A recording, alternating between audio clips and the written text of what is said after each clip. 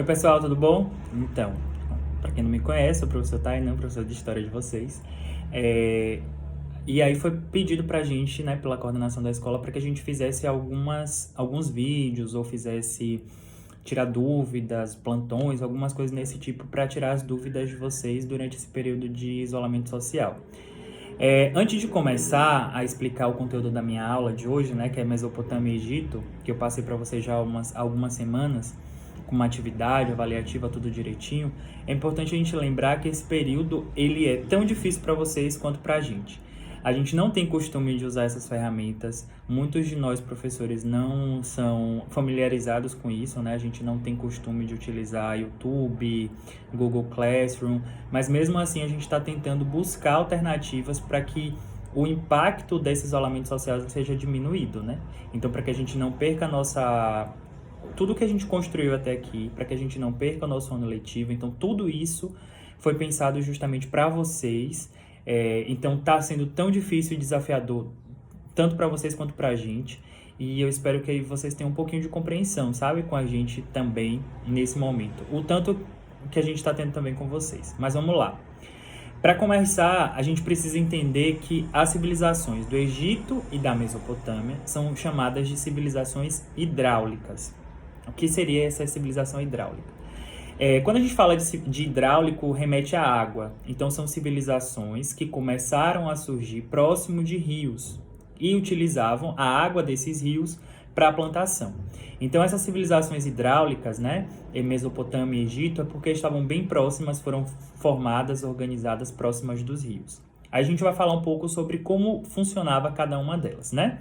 Então, vamos começar pela Mesopotâmia. A Mesopotâmia tem esse nome que vem do grego e significa terra entre dois rios. Os dois rios é o rio Tigre e o rio Eufrates. A região da Mesopotâmia fica na atual região do Irã, do Iraque, da Síria e da Turquia. Então, é uma região bem grande ali do Oriente Médio, certo? Só que a Mesopotâmia não era uma civilização. Eram diversas civilizações que habitavam naquele espaço, certo?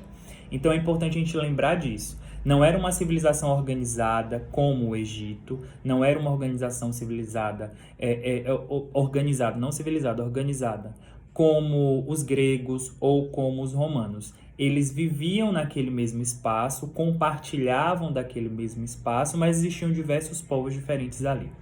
O primeiro povo que se tem notícia naquela região, de mais ou menos 4.000 anos atrás, eram dos Sumérios. 4.000 anos antes de Cristo, desculpa.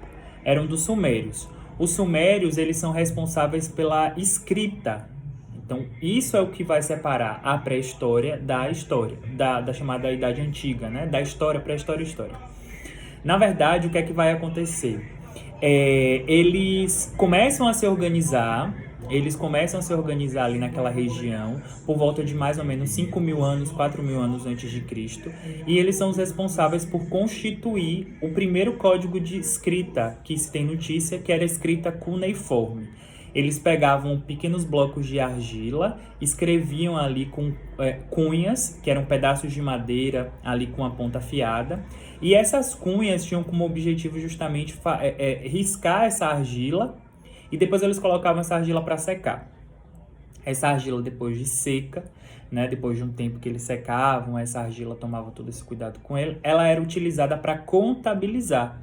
Então, a escrita ela surgiu como forma de auxiliar o comércio na hora de contabilizar determinados dados. Então, é importante a gente lembrar a função da escrita, ela surgiu como função comercial.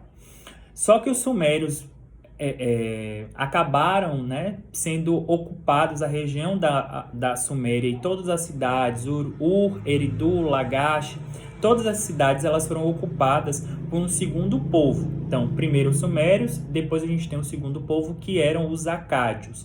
Os acádios eles eram organizados em torno de um rei chamado Sargão, e o rei Sargão ele era assim muito inteligente, muito perspicaz, ele constituía um exército numeroso.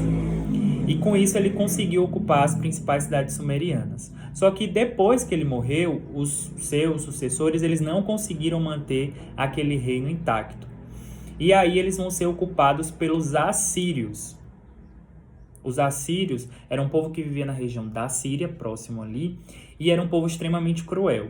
Então eles tinham uma certa, digamos assim, uma certa rivalidade com seus inimigos, de forma que eles acabavam matando as pessoas, eles eram famosos pela violência que eles atuavam ali. E aí a gente tem também um grupo organizado, também de outros povos, que eles tomaram esse território dos assírios, que são os caldeus, também chamados de babilônios, e que formaram um grande império chamado Império da Babilônia, que é o império mais famoso ali daquela região da Mesopotâmia. É importante a gente lembrar que os babilônios eles são formados por dois povos, os amoritas, lá do primeiro Império da Babilônia, que antecede ali a invasão dos assírios. Esses amoritas eles são bem interessantes porque eles formularam o primeiro código de leis escritas, chamado Código de Hammurabi. Era um código baseado numa lei chamada Lei de Talião, que era olho por olho, dente por dente. Então, se você mata alguém, você acaba também perdendo a sua vida. Se você constrói uma casa e essa casa acaba matando a pessoa, cai e acaba matando essa pessoa, você também é punível com a morte. Então, era muito radical, era uma lei extremamente radical, olho por olho, dente por dente. Além dos amoritas, a gente tem os caldeus. Os caldeus eram um povo também bem interessante, só para a gente, a nível de lembrar, assim, quem era caldeu, por exemplo, era o Abraão. O Abraão, ele não era judeu, o hebreu, né? O Abraão, ele era mesopotâmico, então ele saiu da Mesopotâmia e foi em direção a uma terra, que foi a terra prometida por Deus a ele, em toda aquela história que a gente viu na Bíblia. Então, assim, o povo caldeu mais o povo amorita iria fundar um novo império, que é o Império da Babilônia. Esse Império da Babilônia, ele vai ter como grande líder, assim, né, o mais famoso deles, o Nabucodonosor. O Nabucodonosor ele vai ser o responsável ali por ocupar e constituir um grande império na Babilônia. Só que aí os babilônios eles vão ser invadidos pelos persas, eles vão sofrer diversas invasões, e aí os povos da Mesopotâmia eles vão acabar sendo dominados por outros povos, né? Então eles acabam sendo dominados pelos persas, e aí a gente tem uma fusão das culturas persa com a cultura desses povos da Babilônia e da Mesopotâmia como um todo. Tá? Então, sobre a Mesopotâmia é mais ou menos isso que a gente tem de importante, né? Então, ele foi o lugar onde é que surge os primeiros registros escritos, é o lugar onde é que surgem os primeiros exércitos organizados, é o lugar onde é que surgem as primeiras grandes obras, né? A gente tem ali os Jardins Suspensos da Babilônia, que foi um presente do marido para sua esposa, no caso do Nabucodonosor para sua esposa, que eram jardins maravilhosos, que é conhecido como uma das 7 maravilhas do mundo antigo. E a gente tem um terceiro ponto, que é justamente, foi naquela região que a gente vai ter o primeiro código de leis escritas. Então, eles têm os primeiros códigos de lei escrita ali, porque antigamente era uma lei muito baseada nos costumes, e agora a gente tem uma lei baseada justamente na escrita, naquilo que está ali registrado. Então, essa é a grande contribuição que os mesopotâmicos eles trazem ali, dão à humanidade logo no princípio ali da Idade Antiga. Saindo um pouco da Mesopotâmia, indo lá para o Egito, a gente tem uma outra civilização importantíssima, que é a civilização egípcia, que também é uma civilização hidráulica, como eu falei logo no início, que eram civilizações que ficavam próximas dos rios. No caso do Egito, ele fica numa posição geográfica péssima, porque eles estão no meio do deserto do Saara. É aquele enorme deserto que tem no norte da África. Mas eles têm um rio importante, que é o Rio Nilo.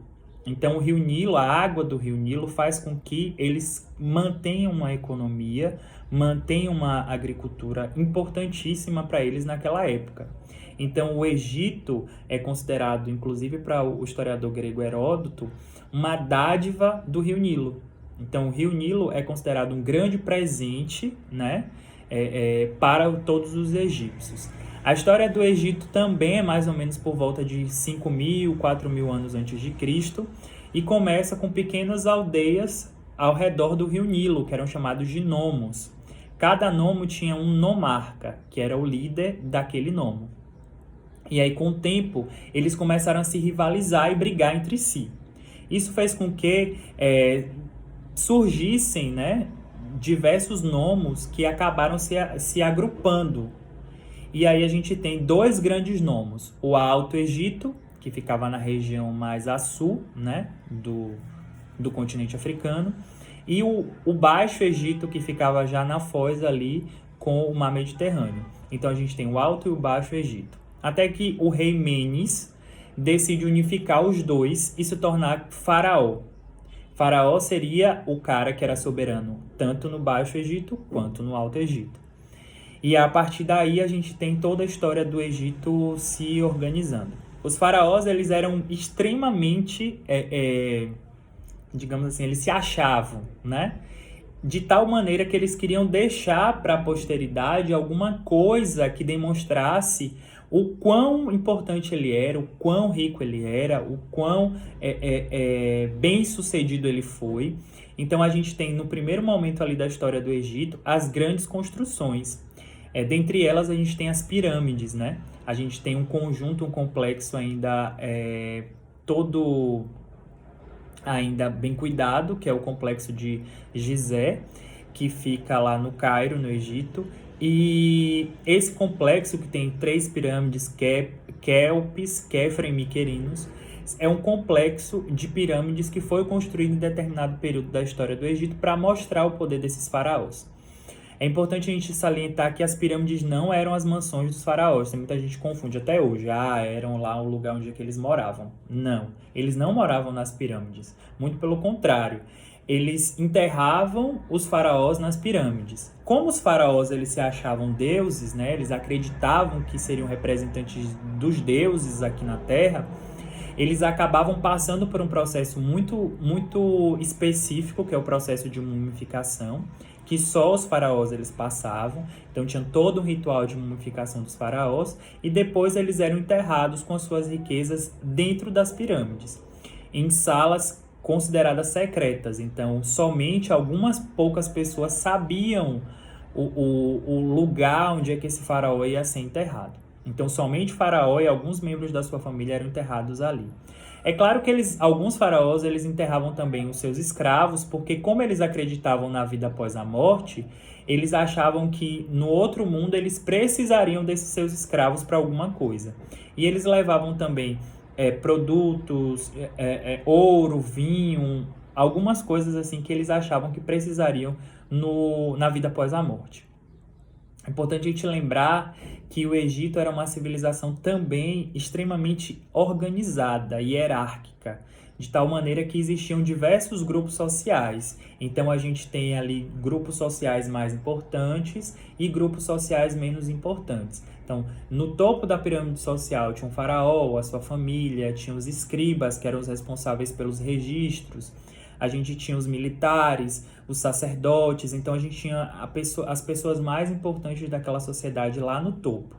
Na parte central da pirâmide a gente tem comerciantes, artesãos, embaixo a gente tem os camponeses e abaixo, bem lá no final da pirâmide social, a gente tem os escravos, que eram escravizados por guerra, por dívida ou alguma coisa do tipo. É importante a gente lembrar que os judeus, os hebreus naquela época, eles foram escravizados pelos egípcios. Então eles migraram para o Egito e como eles não pertenciam àquela linhagem, né, como eles não pertenciam efetivamente àquele povo, eles acabaram sendo escravizados também. Então a gente tem toda uma história lá na Bíblia, no livro do Êxodo, que fala sobre essa escravidão dos povos hebreus no Egito. Além de tudo isso, o que é que os egípcios eles nos legam digamos assim, de herança cultural? Então a gente tem muita coisa que a gente utiliza hoje que fazia parte do cotidiano dos egípcios. A primeira coisa são as cirurgias, porque o processo de mumificação eram processos que eram parecidos com uma cirurgia, embora com uma pessoa já morta. A gente tem também processos químicos, físico-químicos, bioquímicos, que são misturas que esses egípcios eles faziam para passar na pele, para passar nos mortos, perfumes, então a gente tem toda uma série de cosméticos e cosmetologia que os egípcios já desenvolviam. Então eles faziam coisas para os olhos, para que não viesse poeira ali nos olhos, porque ventava muito naquela região do deserto, né? Então eles colocavam ali aquelas... Era um pigmento, né, que deixava o olho mais escuro para que não chegasse ali a poeira do deserto nos olhos deles e acabasse irritando. Homens e mulheres utilizavam. Eles usavam óleos essenciais para massagens e outras coisas do tipo. Eles já tinham conhecimento em perucas, porque muitos deles sofriam com constantes pragas de piolhos, né? Não era só a praga lá do Egito, não, mas eles sofriam com problemas com piolho, então eles raspavam, costumavam raspar a cabeça, e as mulheres elas faziam perucas de crinas de cavalo. Então a gente tem uma série principalmente na questão cosmética, a gente tem uma série de contribuições dos egípcios para a gente. Como acabou ali todo esse grande império? Com o tempo, os egípcios eles foram invadidos por diversos povos. Por exemplo, os povos da Núbia ou do reino de Cush, eles invadiram o Egito. Depois eles foram invadidos pelos egípcios também. Então a gente tem uma série de invasões desses povos. Mas o que vai definir ali o final de todo esse grande império foi justamente a ocupação romana, né? Quando os egípcios eles deixam de ser governados por pessoas de lá mesmo para serem governados como uma colônia romana ou como uma área de influência romana. Então, quando os romanos eles invadem o território do Egito, ainda lá na dinastia em que Cleópatra, chamada de Ptolomaica, né, que Cleópatra ela governou. Então, depois desse processo, a gente vai ter esse Egito sendo governado pelos romanos. E depois da queda do Império Romano, a gente tem o Egito sendo governado pelos muçulmanos a partir do século VII, com a expansão dos muçulmanos, a expansão islâmica ali para todo o norte da África. Mas o Egito é extremamente interessante. Eu sugiro que vocês assistam a um filme chamado Deuses do Egito. Eu coloquei como indicação lá no roteiro de aula. E ele é maravilhoso porque ele fala sobre toda a história mitológica do Egito, que tem uma mitologia muito, muito, muito bonita. Também coloquei como indicação uma música da Margareth Menezes que fala sobre esse mesmo contexto ali do filme. Então é uma música interessantíssima, baiana, né, que fala sobre as divindades, todo o panteão, né, digamos assim, de deuses ali que existiam no Egito. Então é bem interessante a gente entender esse processo. Tem outro filme também chamado A Múmia. Esse a gente dá para assistir, se eu não me engano, é na Amazon Prime, mas tem como assistir online, aí vocês devem saber muito melhor do que eu, vários sites ali que disponibilizam esses filmes, esses vídeos online. Então tem muita coisa legal sobre o Egito.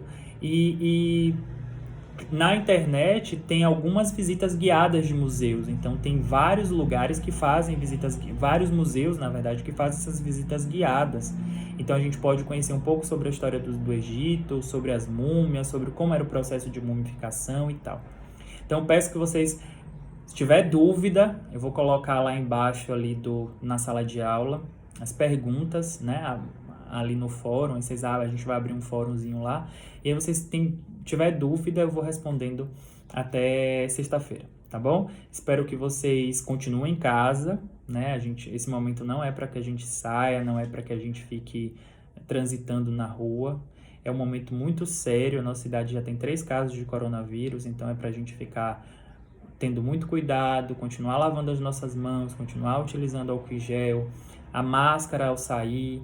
Então tenham bastante cuidado, porque a gente quer logo a gente se encontre novamente na nossa escola, do nosso jeito, dando risada, falando um monte de coisa sobre a nossa vida, né? Então eu espero que vocês estejam bem e que a gente continue firme e forte ainda nessa quarentena, que é difícil, mas que a gente saia ainda mais forte dela, tá bom? Então, estudem bastante, vem a verificação na semana que vem. Qualquer dúvida eu tô aqui, tá? Beijo, até mais.